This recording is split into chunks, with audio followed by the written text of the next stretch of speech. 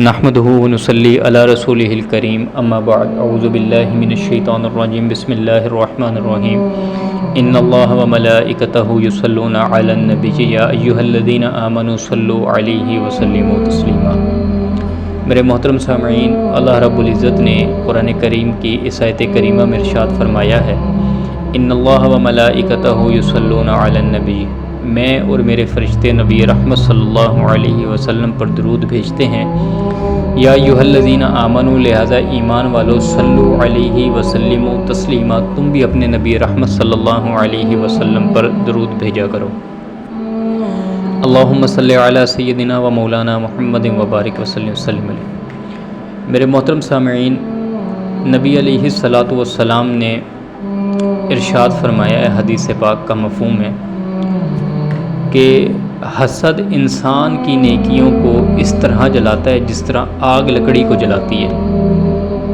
حسد انسان کی نیکیوں کو ایسے جلاتا ہے جیسے آگ لکڑی کو جلاتی ہے۔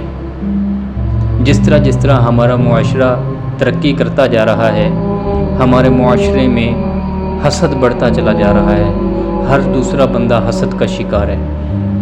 اور نبی علیہ الصلاۃ والسلام نے فرمایا کہ نظر بد ایسا گندا عمل ہے کہ یہ اونٹ کو ہانڈی تک اور انسان کو موت تک پہنچا دیتا ہے۔ اور آج ہمارے معاشرے میں یہ دو چیزیں عام ہوتی چلی جا رہی ہیں۔ جیسے ہمارا معاشرہ ترقی کر رہا ہے، لوگ ترقی کر رہے ہیں، ہمارے اندر سے صبر و تحمل ختم ہوتا چلا جا رہا ہے، قوت برداشت ہماری ختم ہوتی چلی جا رہی ہے، اور ہمارے اندر حسد جیسی وبا اور نظر بد جیسی اور کینہ و بغض جیسی بیماریاں جو ہے وہ ہمارے اندر جنم لے رہی ہیں۔ تو نبی علیہ الصلاۃ والسلام نے فرمایا کہ جس کو یہ مرض ہو، ایک تو یہ اس کی نیکیوں کو جلا دیتا ہے، ایسے کہ جیسے آگ لکڑی کو جلاتی ہے، اور اگر نظر بد کسی کو لگ جائے، کسی کی بری نظر لگ جائے تو یہ اس کو موت تک بھی پہنچا سکتی ہے۔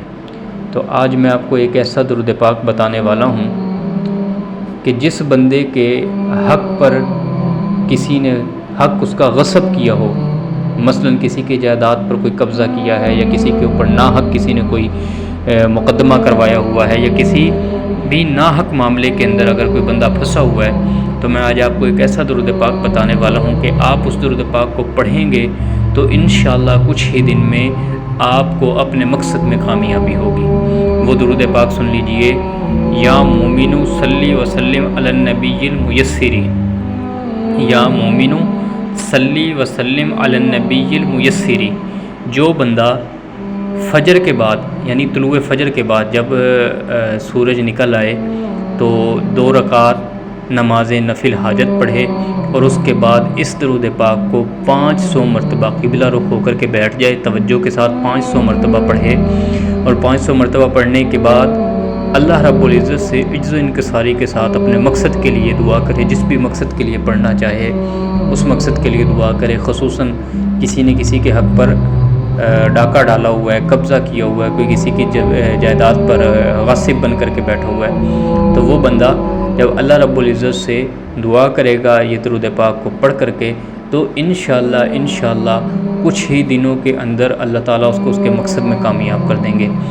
ایک تو 500 دفعہ تعداد میں پڑھنا ہے، اور 41 دن تک مسلسل پڑھنا ہے، ناغہ نہیں ہونا چاہیے۔ 41 دن تک پڑھنا ہے، اور اگر 41 دن سے پہلے جو ہے وہ آپ کو آپ کے مقصد میں کامیابی مل جاتی ہے تو پھر اس عمل کو چھوڑنا نہیں ہے، بلکہ اس کے 41 دن پورے کرنے ہیں۔ اور اگر جو ہے وہ کامیابی کچھ دنوں میں نہیں ملتی تو 41 دن تک اس کو مسلسل پڑھے، انشاءاللہ 41واں دن مکمل نہیں ہوگا کہ آپ کو آپ کے مقصد میں کامیابی مل جائے گی۔ اللہ تعالیٰ ہمیں زیادہ سے زیادہ نبی علیہ الصلاۃ والسلام کے ساتھ درود شریف کے ذریعے سے تعلق بنانے کی توفیق عطا فرمائے۔ حضور کے ساتھ ہمیں حضور صلی اللہ علیہ وسلم کا قرب نصیب فرمائے۔ اور حضور کا قرب ہمیں کیسے ہوگا؟ درود شریف کے ذریعے سے قرب ہوگا۔ اور جب ہم درود شریف پڑھنے کے عادی بن جائیں گے تو انشاءاللہ ہمارے سارے معاملات اللہ رب العزت اپنے سپرد لے لیں گے، خود بخود ہمارے معاملات جو ہیں وہ حل ہونا شروع ہو جائیں گے۔ درود پاک کو آپ ایک اسم اعظم کے طور پر بھی پڑھ سکتے ہیں کہ مثلا آپ درود پاک کے عامل بن جائیں تو آپ کا ہر کام اللہ رب العزت آسان کر دیں گے۔ اللہ تعالیٰ ہمیں زیادہ سے زیادہ عمل کرنے کی توفیق عطا فرمائے۔ السلام علیکم ورحمۃ اللہ وبرکاتہ۔